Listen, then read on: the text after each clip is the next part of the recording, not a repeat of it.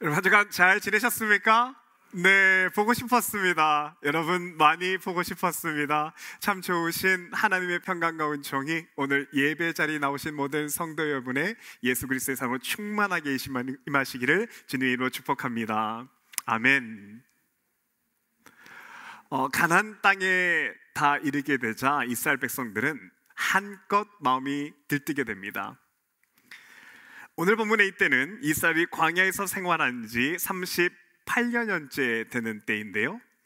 그래서 이제 하루길만 더 가서 저기 보이는 에돔 땅을 지나가기만 하면 됩니다.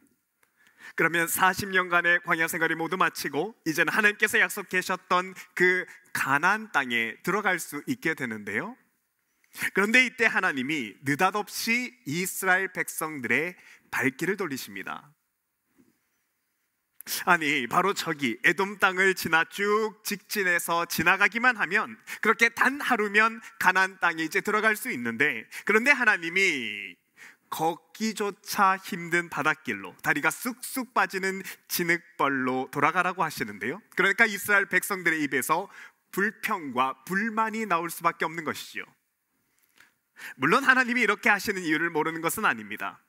이스라엘은 이때 에돔 땅 한가운데를 가로질러 가야 하는데, 그런데 행여나 백성들이 이 에돔 사람들과 다툴까가 싶어서 다른 길로 인도하시는 것이죠. 하지만 그럼에도 이렇게 한다는 것은 너무하다고 생각되는 것이, 아니, 이스라엘 백성들이 바로 며칠 전만 해도 호르마 전투에서 큰 승리를 거뒀기 때문입니다. 여러분, 이 호르마는 이 38년 전에 이스라엘 백성들이 12정탐꾼을 보냈던 것이 바로 호르마인데요. 예전에는 믿음이 없어서 가나안 땅에 들어가기를 바로 여기서 포기했지만, 이제는 38년의 광야 생활을 통해서 전투 실력이 차곡차곡 쌓아온 이스라엘 백성들이 그 호르마에서 대승을 거둔 것입니다. 그래서 이제는 싸움이라면 제법 자신이 있고 또 실력도 있는데, 그런데 하나님이 고작 에돔 사람 정도와 부딪히지 말라고 5일 길을 돌아 가라고 이야기를 하시니 하나님을 원망하게 되는 겁니다. 그리고 하나님은 이렇게 원망하는 이들에게 불뱀을 보내어 이들을 물게 하셨습니다.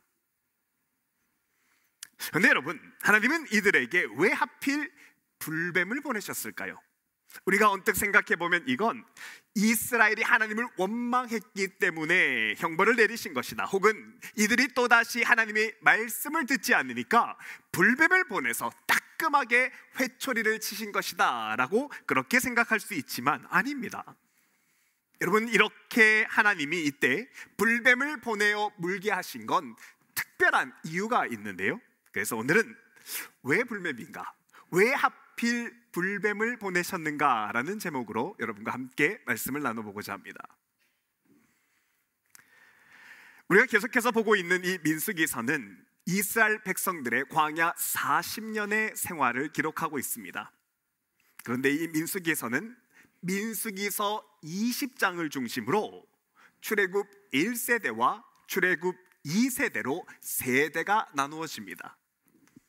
그래서 여러분, 우선 출애굽 1세대의 사람이라는 말은요, 애굽을 탈출해 나와서 하나님의 권능으로 하나님이 홍해바다를 가르시는 것을 목격했던 세대를 말하는 것이고, 이와는 다르게 2세대 사람들은 그 아들 세대, 자녀 세대의 사람으로서 대다수가 이곳 광야에서 태어나고 광야에서 자라난 사람들입니다.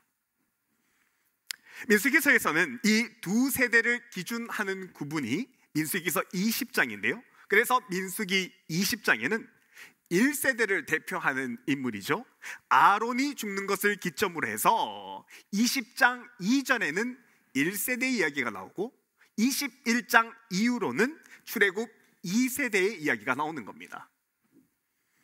그래서 오늘 본문에서 이 불뱀에 물린 이 사람들은 이 광야에서 나고 자란 2세대 사람들입니다.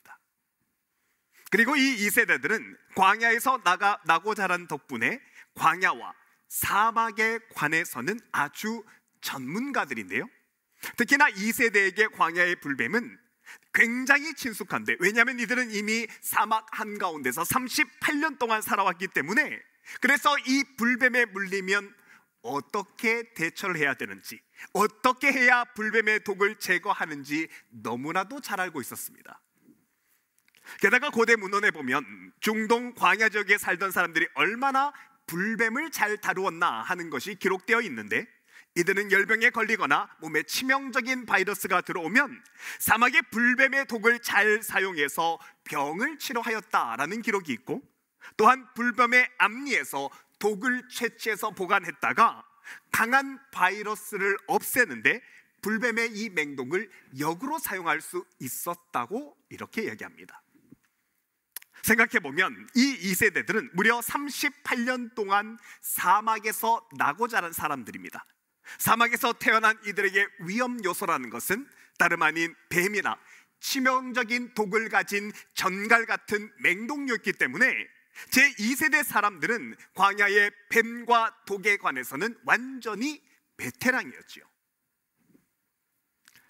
여러분, 우리가 오늘 이 본문을 이해할 때 본문의 이 백성들이 사막에 관한 한, 뱀에 관한 한 전문가라는 것을 이해하고 본문을 좀 보면 좋겠습니다.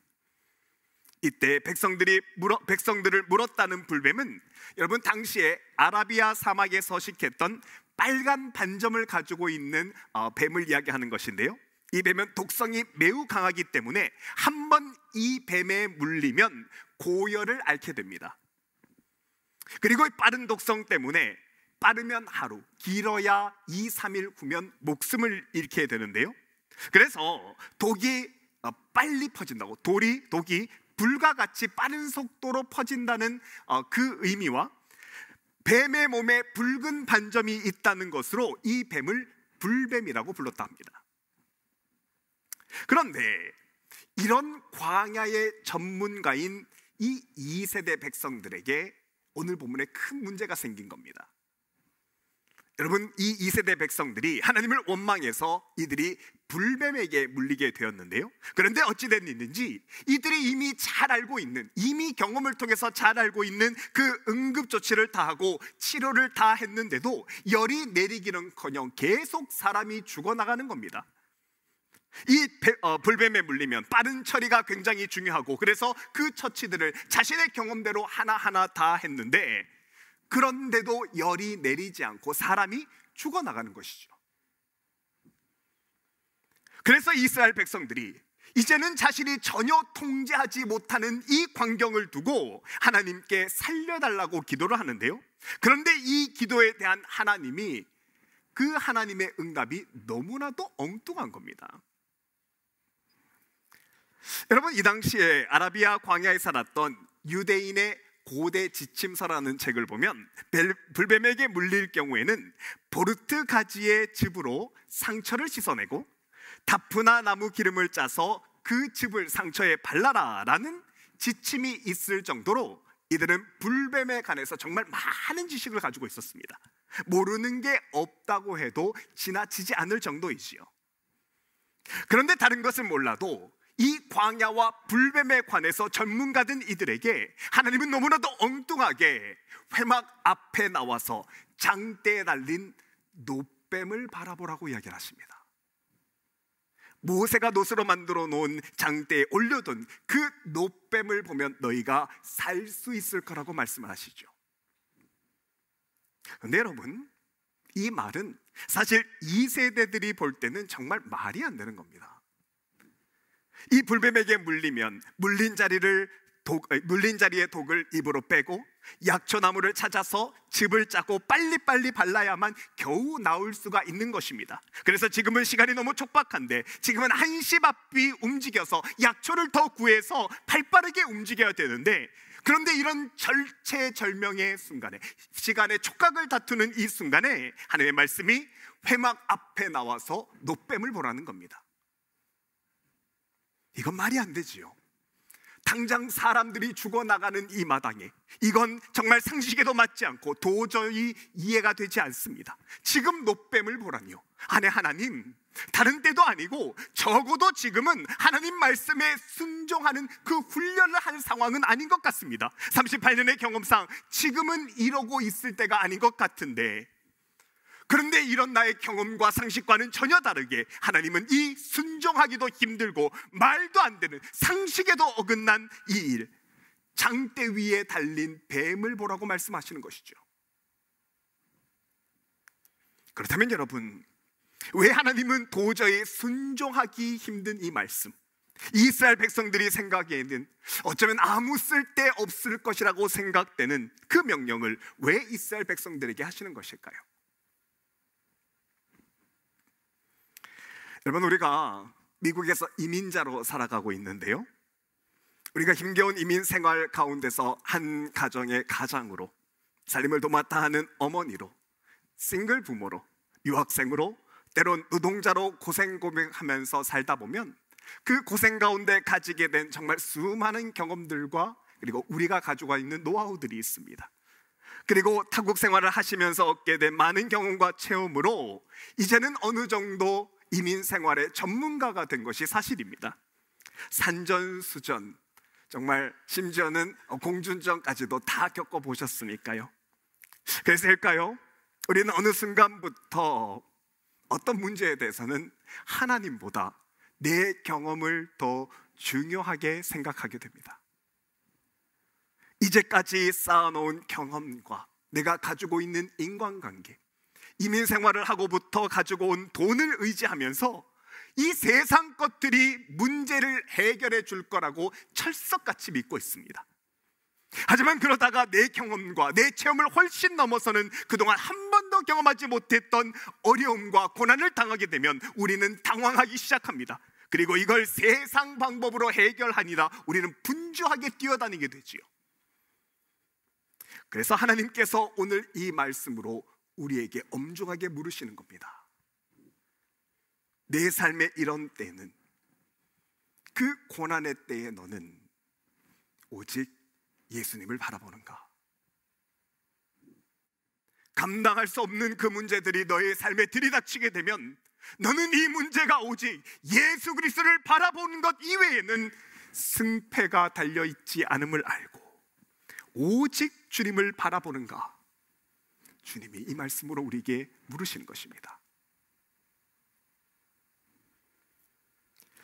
여러분, 이런 때에 주님만 바라본다는 건 어쩌면 이게 상식적으로 말이 안 되는 것 같습니다. 그렇지 않습니까?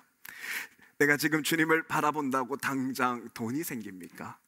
아니면 애들 교육 문제가 당장 해결됩니까? 무슨 전략과 해결이 생깁니까? 지금 당장 병이 낫지 않을 수도 있습니다. 기도를 하고 지금 당장 해결되지 않는 문제가 수두룩빽빽하다고 생각될 수도 있습니다. 그래서 우리도 삶의 어려운 이때는 주님을 바라보는 것이 오늘 본문의 이스라엘 백성들과 같이 말이 안 되는 것 같고, 적어도 지금 주님을 바라보는 건 정말 상식적으로 이해되지 않는 일이라고 생각될 수도 있지요. 그런데 여러분, 너무나 신기한 것은 그럼에도 그들이 바라본 즉 나았습니다. 그들이 바라본 즉 살았습니다. 뱀에게 물린 자가 노뱀을 쳐다본 즉 모두 살았더라. 이건 정말 바보 같은 일 같은데, 정말 상식적이지 않고 어리석기 짝이 없는 일 같은데, 그런데 지금 이 순간 말씀대로 노뱀을 바라보는 자는, 그럼에도 주님을 바라보는 자는 생명을 얻었습니다.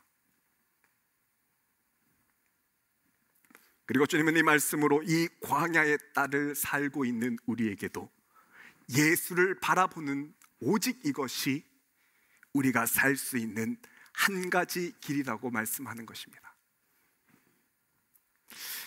사랑하는 여러분, 하나님은 하나님의 사람들을 성장시키고 키우실 때 반드시 하나님만 의지하도록 하시는데요, 예를 들어서 여호수아가 그랬습니다. 여러분, 여호수아는 오늘 본문 이후로부터 이제 장차 모세 뒤를 이어 가나안 땅에 들어가서 전쟁을 시작하는데, 그런데 하나님은 이 여호수아에게 정말 순종하기 힘든 하나를 요구하시는데, 바로 내가 가지고 있는 말의 힘줄을 끊고 말이 끄는 병거를 다 없애라는 명령을 하십니다. 여러분, 전쟁이 있어서 말의 힘줄을 다 끊고 병거를 불사른다는 것은 정말 어리석고 바보 같은 행동입니다. 왜냐하면 말이 있다는 것은, 또 말이 끄는 병거가 있다는 것은 상대에 비해서 좋기 3배 이상의 큰 힘을 가지는 것이기 때문인데요, 그랬기 때문에 전쟁의 전문가였던 여호수아는 말과 병거가 전쟁에 얼마나 중요한지 누구보다도 잘 알았을 것입니다. 그런데 여러분, 여호수아가 말과 병거를 없애라는 그 하나님의 말씀에 어떻게 순종하시는지 아십니까? 여호수아서 11장 말씀입니다. 여호수아가 여호와께서 자기에게 명령하신 대로 행하여 그들의 말 뒷발의 힘줄을 끊고 그들의 병거를 불러 살랐더라. 여러분, 여호수아가 왜 말의 힘줄과 병거를 불사르는 것입니까?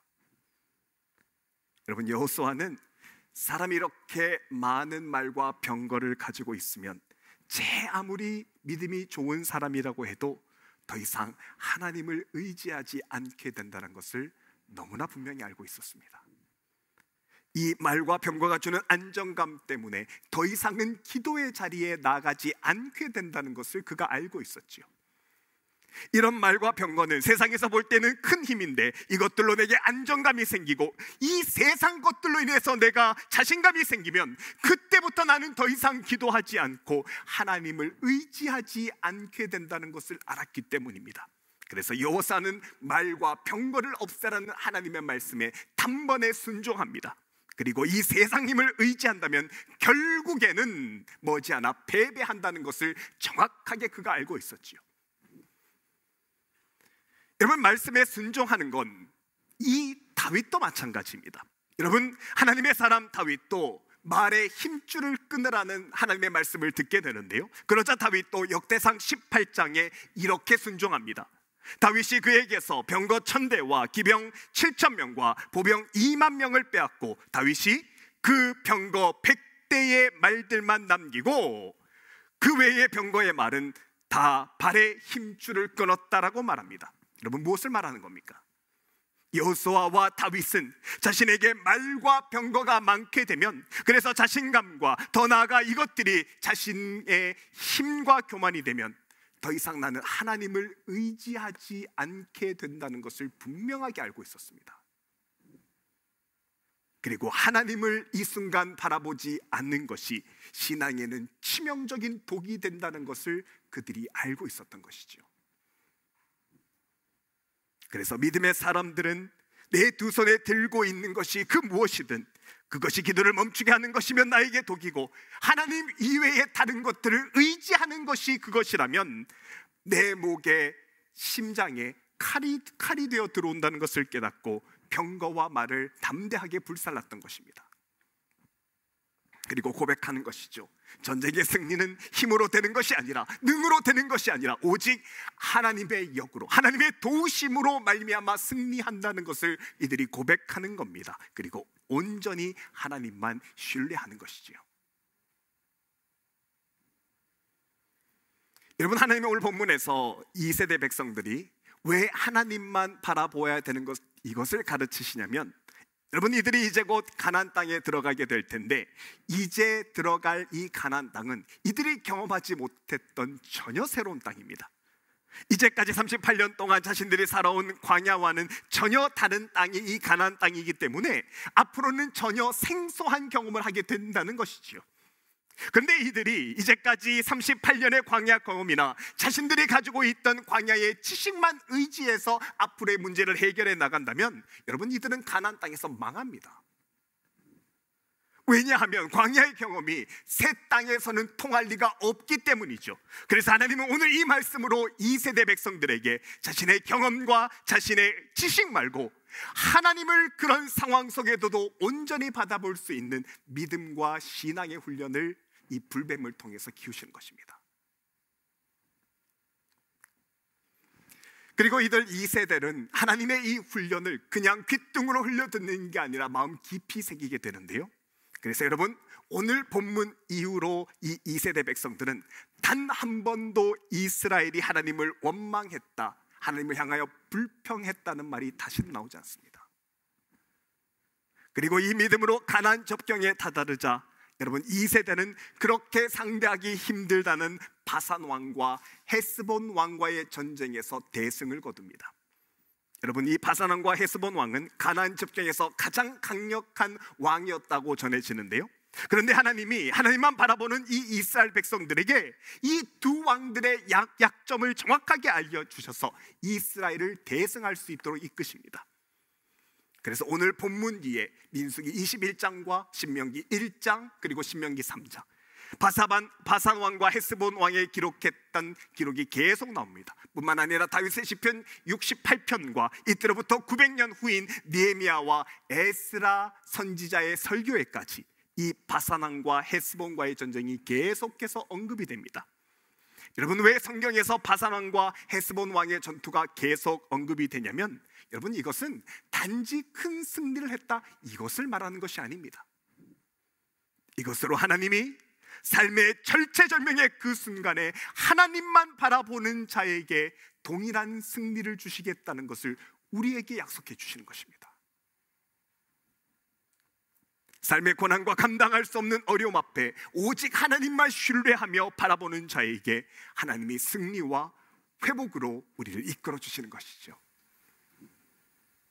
그리고 여러분, 이 하나님의 회복과 승리 그리고 은혜는 이 말씀을 보고 있는 우리에게도 동일합니다. 우리가 오늘 본문의 이 이스라엘 백성들처럼 이런 모든 경험이 통하지 않는, 모든 지식이 무너지는 이 순간에도 하나님을 신뢰하고 바라볼 수 있다면 주님이 우리에게도 동일한 은혜를 허락해 주신 것입니다. 사랑하는 여러분, 우리가 이 아침에 이 세대 백성들처럼 하나님을 온전히 신뢰할 수 있으면 좋겠습니다. 그래서 매일매일 하나님의 인도하심을 받고 그 인도하심대로 주님께 걸어 나아가 주님이 주시는 형통한 삶을 누릴 수 있으면 좋겠습니다. 그리고 무엇보다 이 믿음을 우리 자녀선들과 또 우리 교회 교육부 아이들에게 잘 물려줄 수 있길 바랍니다. 여러분, 오늘이 특별히 우리 동양선교에서 정한 어버이 주일인데요, 우리가 자녀 세대에게 세상의 어떤 것이 아니라 삶의 어떤 때라도 주님만 바라보는 그 진리의 신앙을 잘 전수해 줄 수 있기를 바랍니다. 그래서 우리의 자녀들의 신앙이, 그리고 우리 교육부 아이들의 신앙이 오직 예수를 붙드는 신앙으로, 그 생명으로 나아가는 믿음으로 자라날 수 있도록 함께 꼭 기도해 주시길 바랍니다. 이번 한 주도 하나님만 바라보는 믿음의 그 여정을 살며 우리 자녀들, 교육부 자녀들에게 오직 하나님 한 분만 바라보는 그 신앙을 전달하는 저와 여러분의 복된 한 주간의 삶, 살아있는 신앙의 삶을 사시는 한 주간이 되시기를 주님의 이름으로 축복합니다.